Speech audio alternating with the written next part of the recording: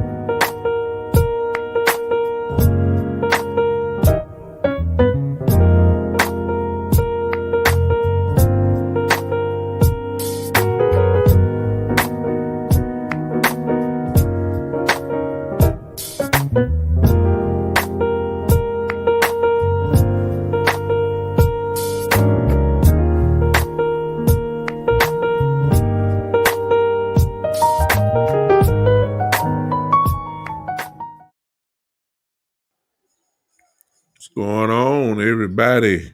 This afternoon, what's going on? Listen, welcome to this slight preview show of the Big Time Show podcast that will be seen live here on Facebook, live on Periscope, and live on YouTube on tomorrow night, beginning at 7:30. What up, Kev? I see you, my brother. What's going on? That will be on tomorrow evening at 7:30. Big Time Show podcast, and also will be will be heard live on Periscope on tomorrow as well. What's going on, everybody? A lot of things going on, and so much in sports this weekend, and of course, in the world of Dallas Cowboy land. Even though there's not been any signings or anything along that nature, what we do have is just another point where clarity kind of starts settling in. It's just like me without my glasses. Things are a little bit foggy, but once I put my glasses on, I can see a whole lot better. As we get closer and closer to the draft, things are slowly but surely getting a little clearer, at least in my eyesight, they are. Now, in your eyesight, it might be still a little cloudy, but I'm starting to see something now. I don't know if you guys have heard today, but one of our targets, if you will, at least what the fan base is targeting, one of the people that the fan base is targeting is Caleb Farley, the cornerback from Virginia Tech. If you have not heard, he needs back surgery.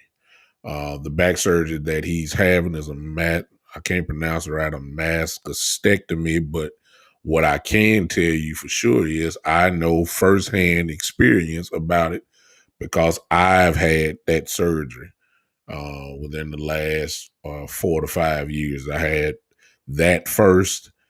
Usually what it means is that your disc is either bulging or your disc is went to the point where you really don't have any. It's what they call a herniation, a small herniated disc or a bulging disc. And what it does is it sits on your nerve and you'll get nerve pain. What's really not nerve pain, the result of it is that it goes down your leg. I don't know, whatever leg it is. Some people have it go down both legs. Me personally, I have it more on my left side than my right side. I had it. It required surgery to shave it off, and it is not a automatic fix because you don't know when it comes to backs. It is one of the areas of the body that you just don't know how the body is going to respond. And here's the funny part about it. It really don't make a difference how old you are. You could be very young and can have back surgery and you lose it all. Number one, you have to do something because the back pain is just it just takes, you can't do nothing without it. You slow on everything, and for Fairley to have it now at his young age, that is not a good sign. Once you had, the old saying is, once you have back problems, you always have back problems. Again, I lean on myself for experience. After I had my first surgery, which is what Caleb is having, Mr. Fairley. A few years later, I ended up even have to have the spinal fusion surgery. So I've had two personally back surgeries, thinking, of course, that the first one would help.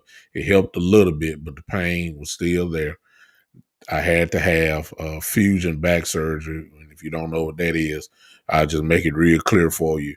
I have presently inside my body 4 screws and 2 rods in my back.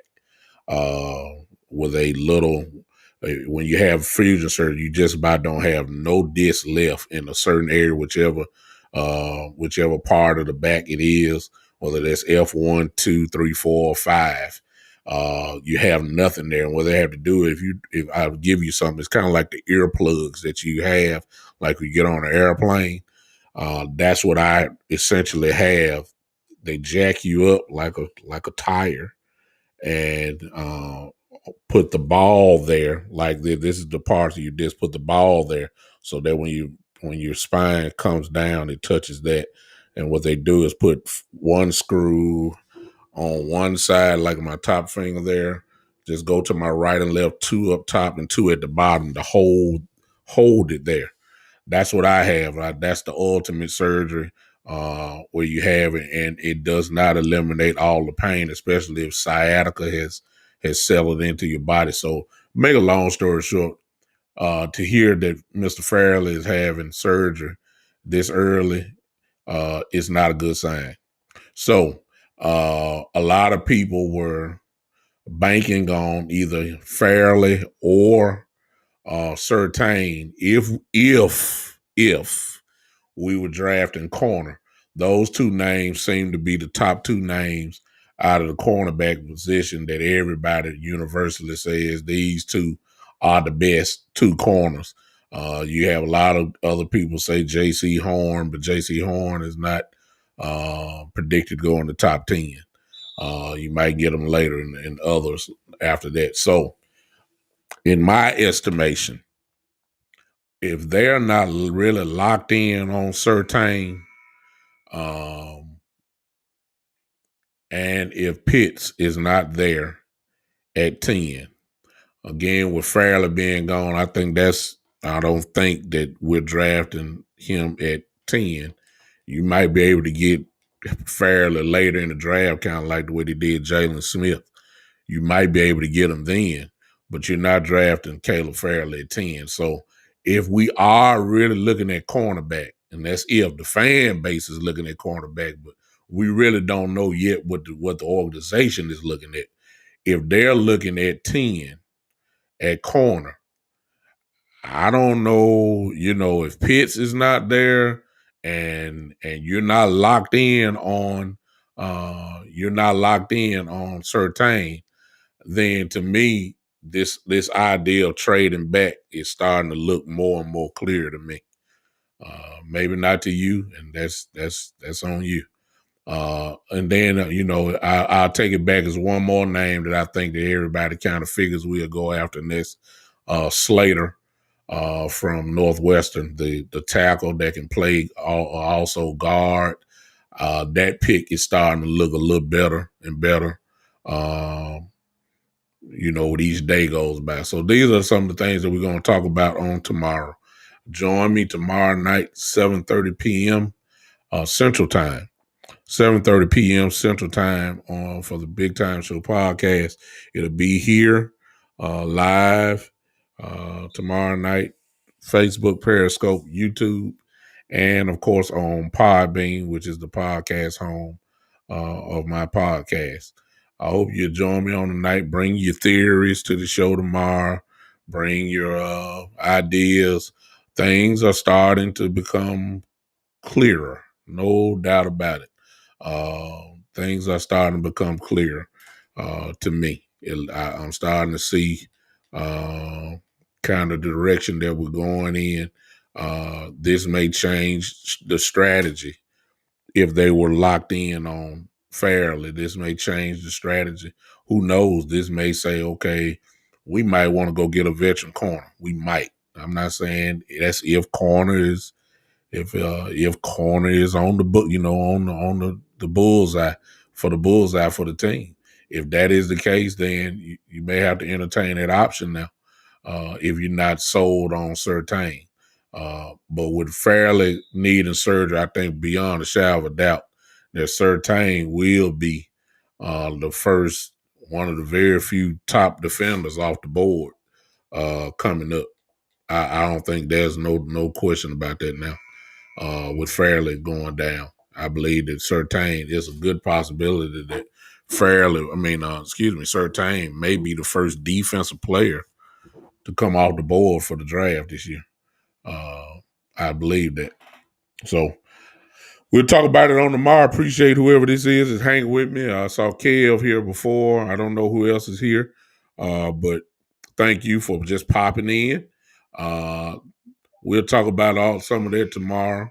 I also really want to talk, I guess, for my previous show. Let me talk about this real quick. I don't even need notes for this. Everybody knows LeBron got hurt. Everybody knows that by now. Went down. And I'm not even talking about the actual injury. I'm not even talking about the actual injury because that happens. It's sports.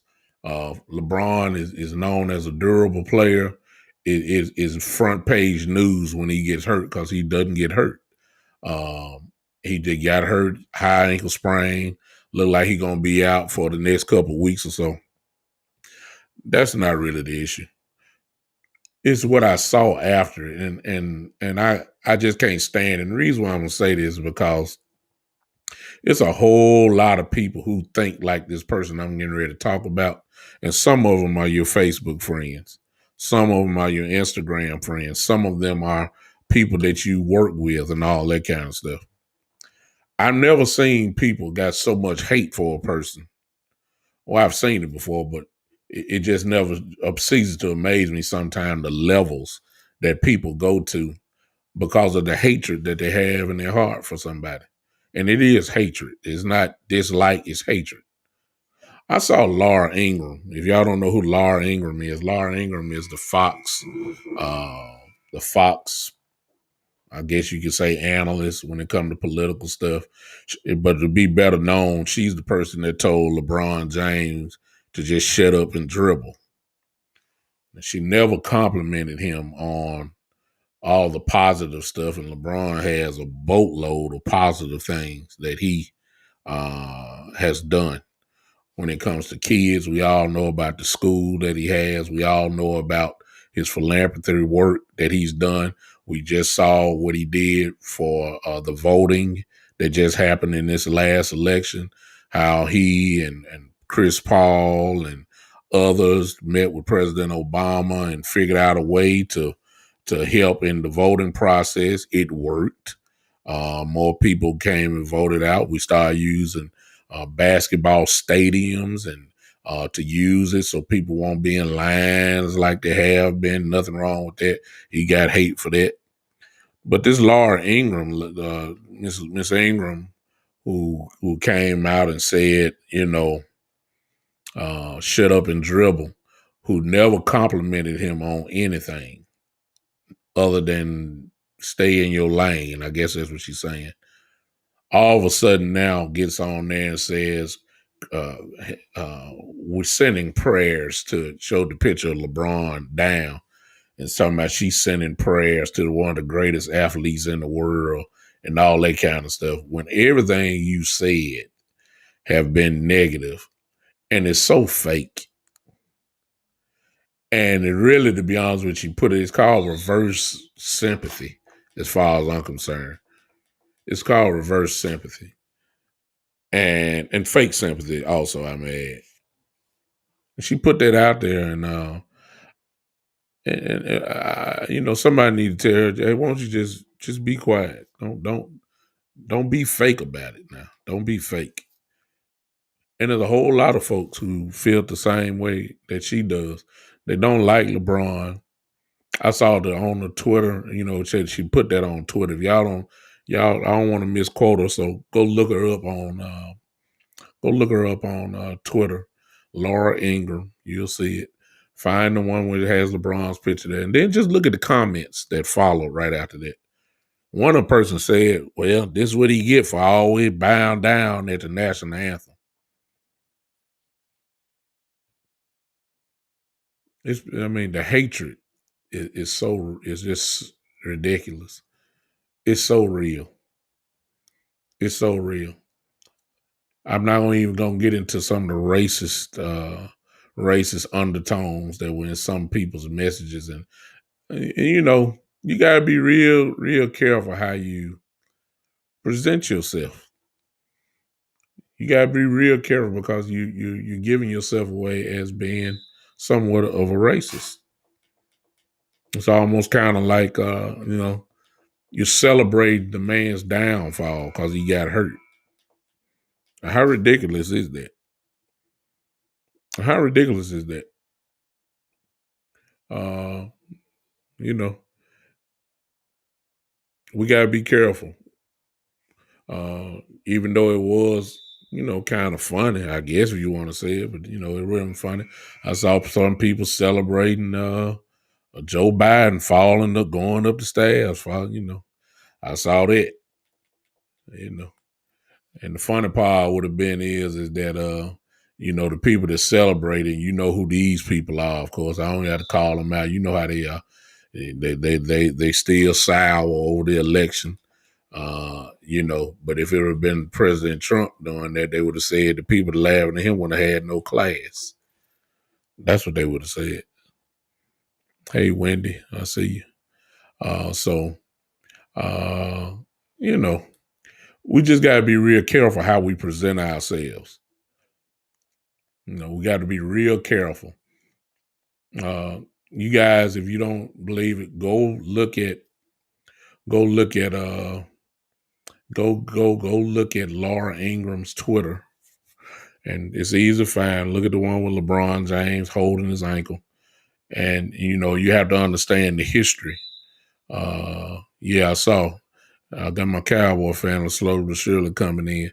I already talked about that, Donald. Thank you for joining in.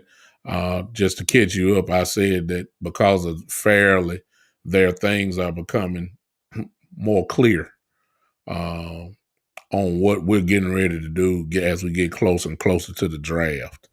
For those that had Fairly above Surtain, that's gone now.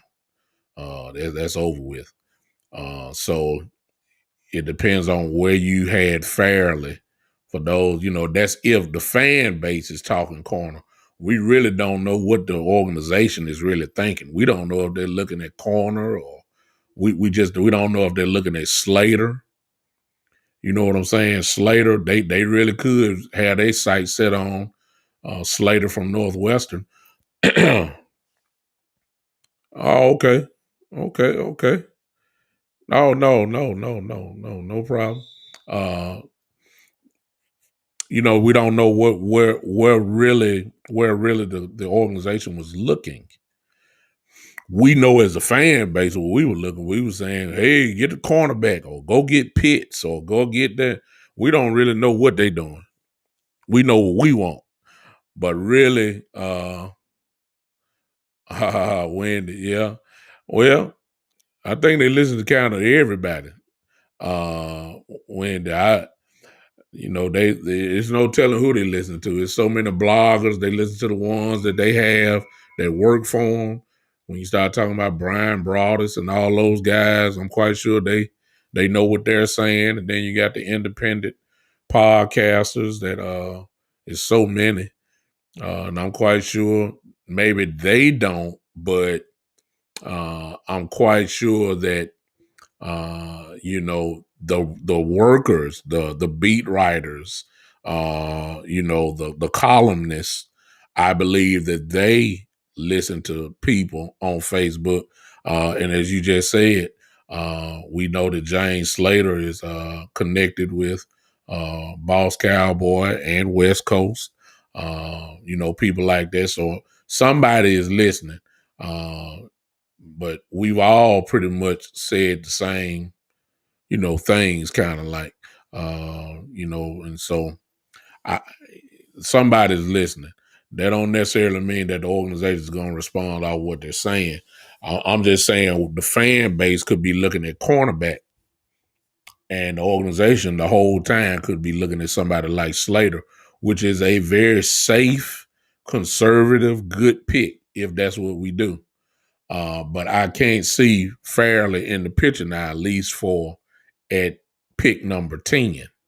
That's what I was saying earlier. Things are becoming a little bit more clear. So we don't know how they feel about Surtain. We don't know yet. We really don't know. But if they're not sold on Surtain, then my guess would be, there's a good possibility we might trade back. That's me. That's if they don't like Slater. That's where I was going with it. But Fairley, this is what we know for sure. You're not drafting Fairley at 10. For those that like Fairley, that's not going to happen. Not at 10. You might get him later on because he's going to drop. There was a V name. I don't know what you mean by that, Wendy. I don't know exactly what you mean. Okay, Slater picked Sewell Water, but the pick probably Surtain. I hope not. Donna, I stick with your comment for a minute. Slater is a safe, conservative, needed pick and a good pick. It's just not sexy. You see what I'm saying? Slater is a good pick, primarily because he can play guard also. And if he's that dude, then Connor Williams' position becomes a little bit more. It's competition there. I see you wearing the vanilla. I don't know who that is, so I can't even speak to that. Slater is not bad. Slater is actually an excellent pick. It would be. It's just not sexy. I'll go to your next one. Well, you know how I feel by now about Pitts. I think that'll be a home run pick if we pick up Kyle Pitts. No doubt about it. I would go completely cuckoo if we got him. But Pitts is a good possibility. Pitts won't be there. Sewell definitely would not be there. And if Sewell did drop to 10, then I would take Sewell over everybody. And that includes Pitts, Slater, and I think you put Waddle down. If Sewell drops there, he is the pick. With gladness, I may add. Waddle, I think I said this on my last show. It depends on what your mindset is with Gallup for Waddle. If you got plans on keeping Gallup, there's no need to draft Waddle. Because Waddle would be hey Jerome, I see you. I don't think Sewell gonna be there at 10, no, Jerome. I just don't see it. I don't see him being there. I think that Cincinnati, with Burrow going down, they know they're gonna have to protect him. And it seems like Cincinnati will jump. I think Cincinnati is at picking 4. I believe they're picking 4. I might be wrong there. I may be wrong. I think I'm right, though.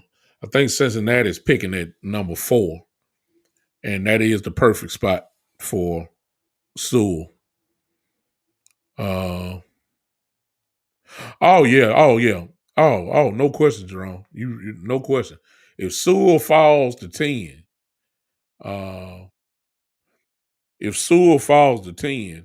it is no question. I don't care who is there. You got to take them. So I see you. Donald said here Fisher are not trading Gallup. Well, if he's not trading Gallup, then Water is not the pick.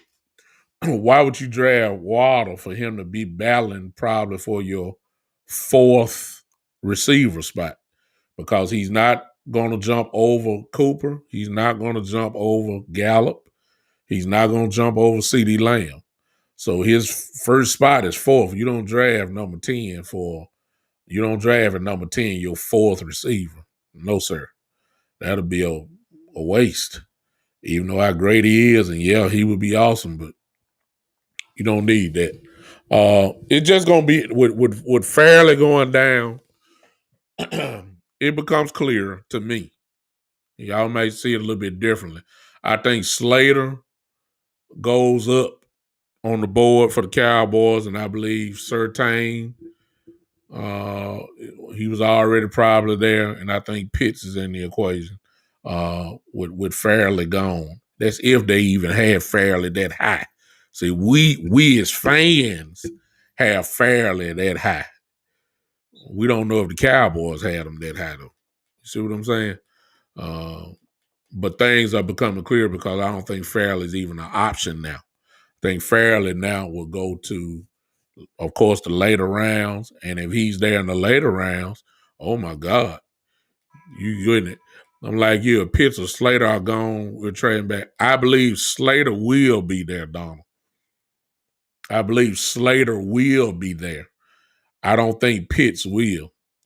And if Slater is there, remember last year now. This is where you gotta remember last year. Last year, the reason why we picked Lamb is because, according to Coach McCarthy said we're taking the best player available. He said he don't care what the position is. You give me the best player available, and then we'll work it out from there.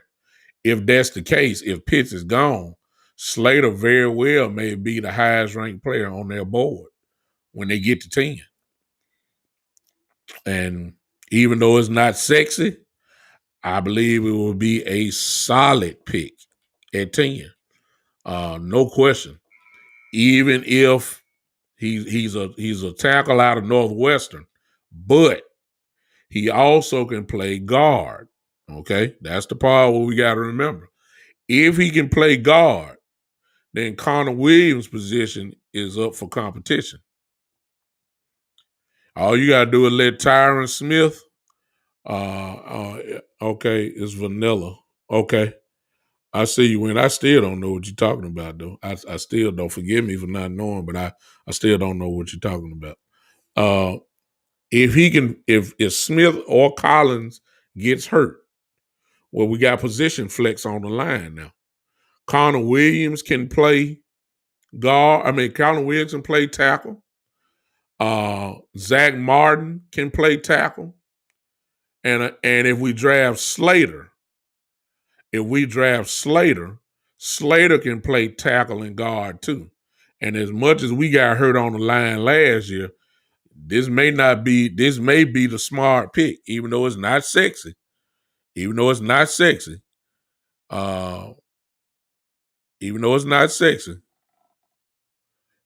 Let me go back because Wendy telling me to read. Let me see what she's talking about.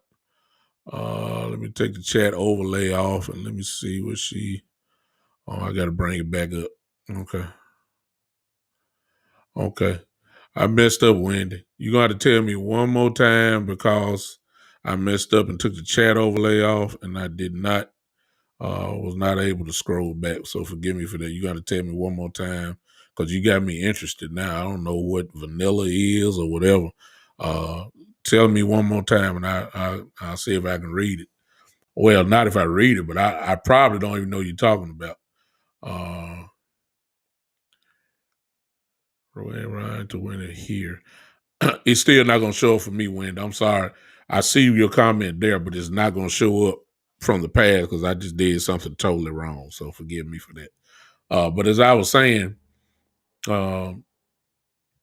is Slater actually, to be honest with you, from a business decision and to be smart?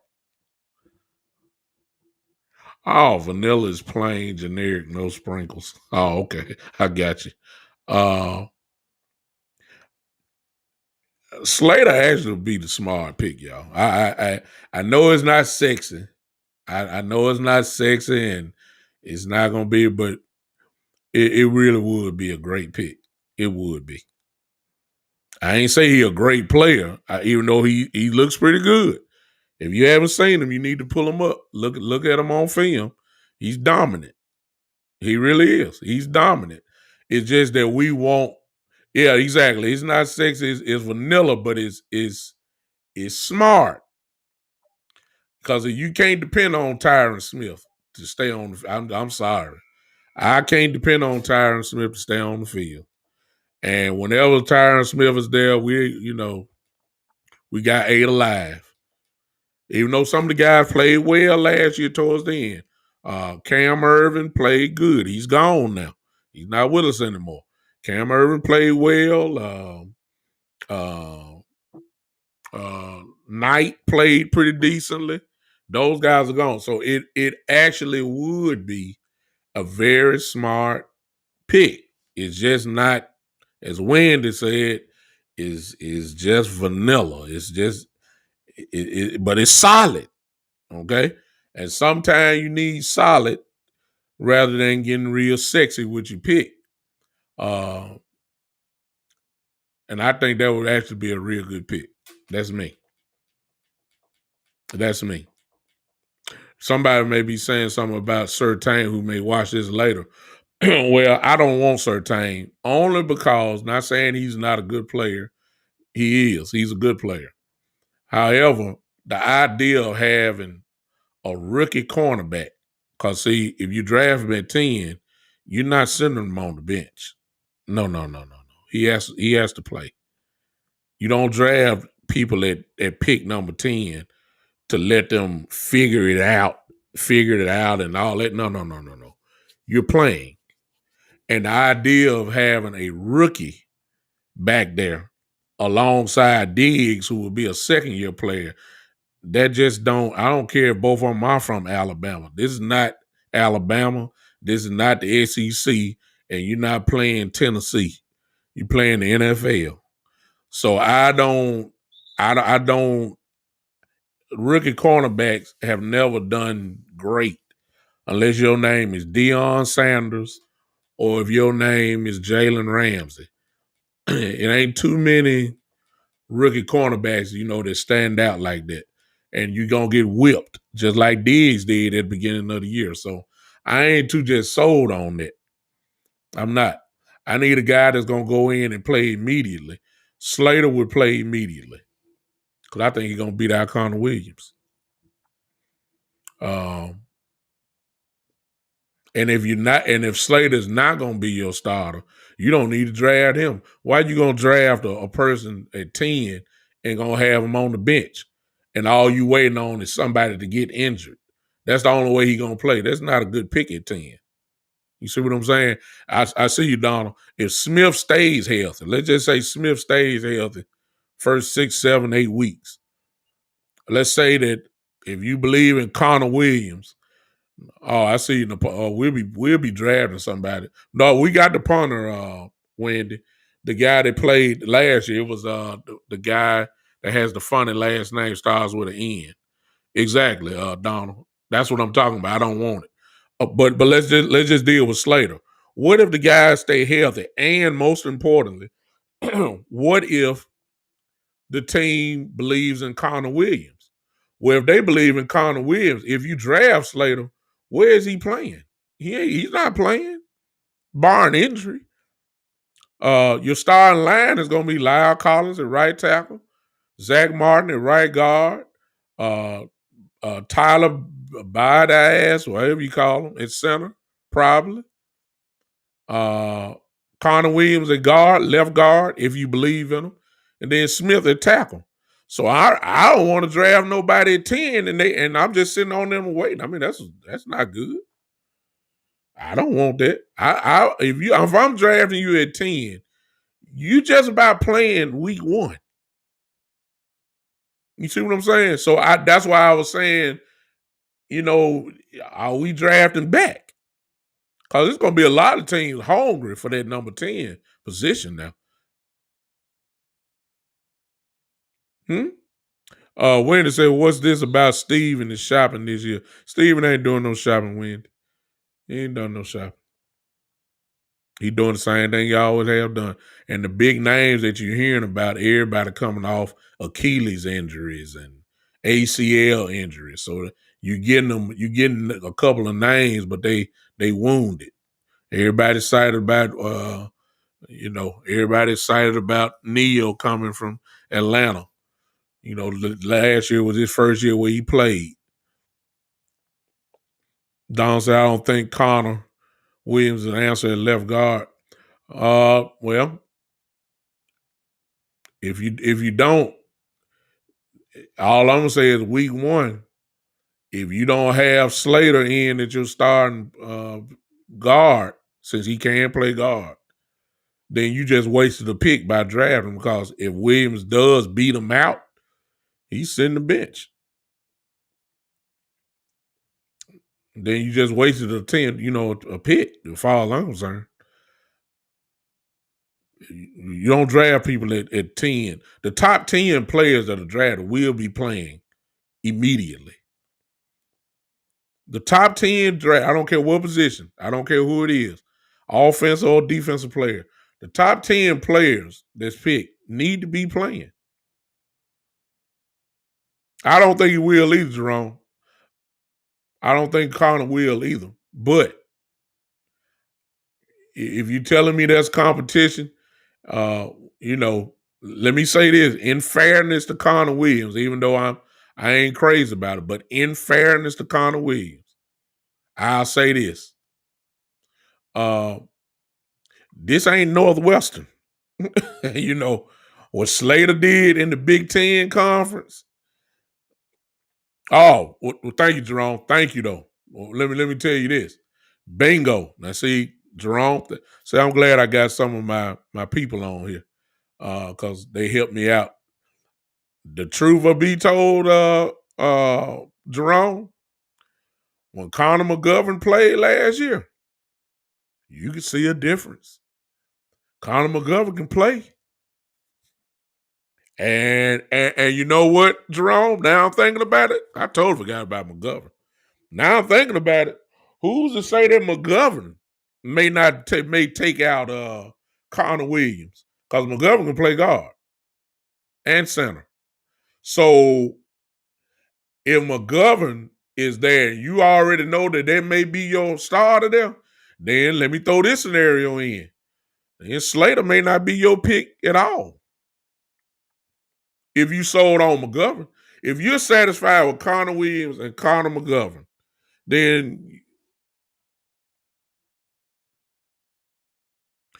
Don said, my theory, let it be Tyron Smith left tackle, Slater at guard, Badass at center, Martin. That's what I was thinking, Don. That's what I was thinking. But Jerome just brought out a major point, and that's Connor McGovern. I totally forgot about him, because he was pretty good last year. I mean, when he got in, he was very good. He was solid. So I don't know. We don't know. Which makes the thought come back, like I said before, which makes the thought process maybe like, okay, if our guys aren't there, who we really wanted, and we're sold on our guys being the starter, like a McGovern or whatever, then we might just have to trade back and go and stock up on some more picks, which of course will help us. Wendy says, don't fix what ain't broke. Hey.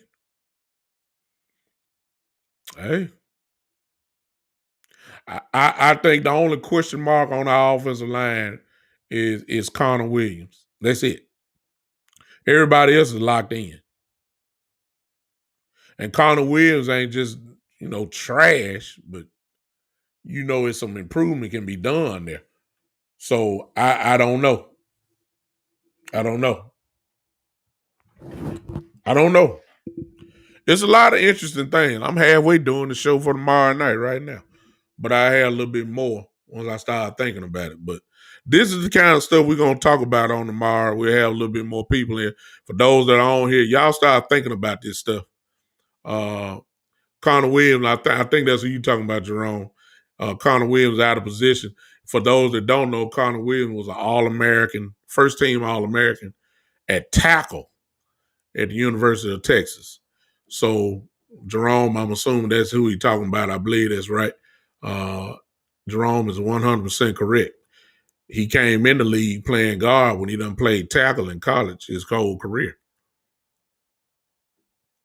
If you hire McGovern and Slater won't be exactly, Donald. That's what I was saying earlier. But again, we don't know that. And it could be a pick kind of selling in for when Smith, who knows? This may be Smith's last year. Who knows? And you want to have that in place. I just don't like drafting a guy at 10 just to sit on the bench. I don't. If you told me this was pick, if you told me this is pick 23 or 24, then I can get you. I understand that, but not at pick 10. My number 10 pick got to be on the field. Wendy said she believes Slater's coming. I believe that it's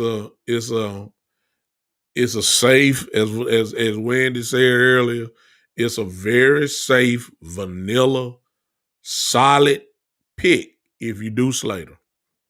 It's just not sexy because our mind is saying Surtain and Pitts, real sexy. Showroom flow picks. You know what I'm saying?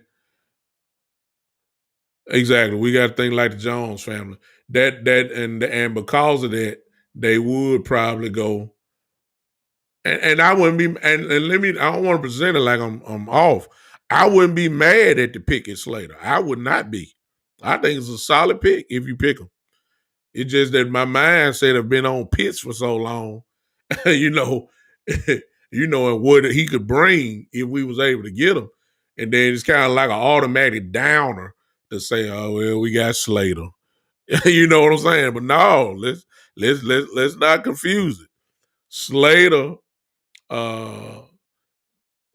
go Wendy talking about Dak. Look, Wendy, I don't even want to see that. Dak is the mom. Yeah, Dak ain't no gonna be bigger than Dak. Don't want no rookie starting opposite of Diggs. Diggs, I want someone with experience. I agree 100%.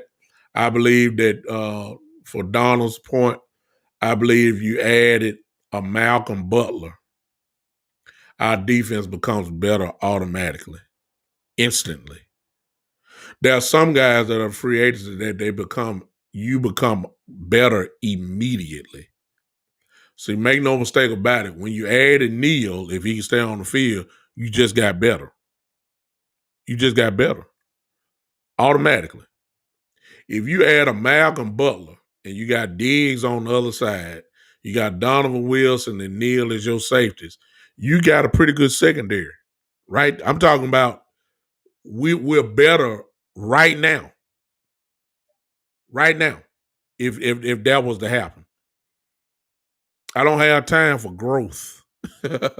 I don't have time for experimentation. I don't have time for that. Yeah, perfect, Donald. Perfect. Yes. Yes. Mr. Jackson, yes. You get Adore Jackson, your defense is better. Immediately. You're not, if you get an Adore Jackson, you're not drafting corner at 10. If you add a Malcolm Butler, you're not drafting corner at 10. You're not. You're not drafting corner. I'm not drafting. If you do, I consider that crazy. Why would you draft? And keep in mind now, look at all the people that we got in the secondary that signed right now. Think about it. Anthony Brown, Joel Lewis, Diggs, some of the other names that not starters. We got guys that are already there. What happened with the guy that visited us today from the coast? Don't know yet, Matt, and appreciate you joining in. Don't know yet. Don't know what they're saying about him. If that's the case, he would be a fine addition too. even though he coming off injury. He was a former first round pick too. You talking about Hooker or Hooper or whatever his name is, Hooper. Look, great. It'll be a good pickup. Exactly. I'll see you tomorrow night, Donald. We'll talk about all this stuff on tomorrow, and check it out, and hopefully everybody will bring him. Yeah, I know, Matt. That's him. And look, we'll become better if we sign guys like that. We become better immediately. Wendy, I remember the picture you talking about when he had the COVID jersey on. Yeah, I've seen that. Oh, yeah. So he's fired up. He got a lot to prove this year, and not a lot to prove. He just fired up to play.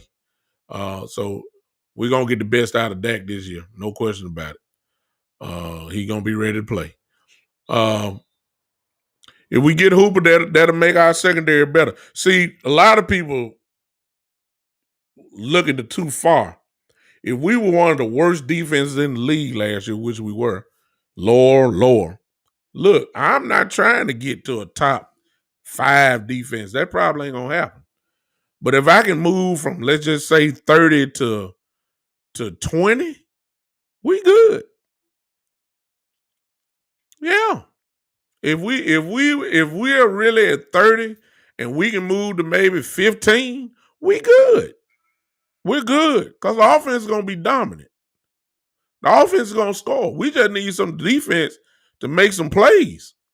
Get them off the field every now and then. That's all we need. Give me a top 20 defense with this offense. We good. But you got to give me the right players to make that happen. And rookie's not going to get it. So that's all I got for you for this moment here.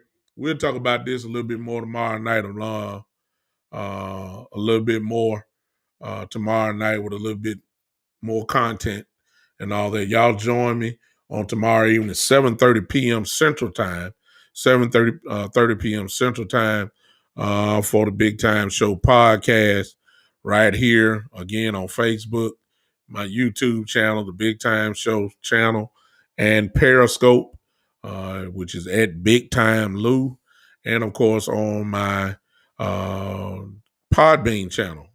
That's my podcast home on Podbean. You can catch me on all of those on tomorrow evening at 7:30. Hope you guys have a good rest of the evening. And we will see you on tomorrow night. All right? We out of here. It is. Yes, it is. The Big Time Show podcast. Y'all clap y'all hands as y'all leave. Don't leave. Just clap your hands. Come on.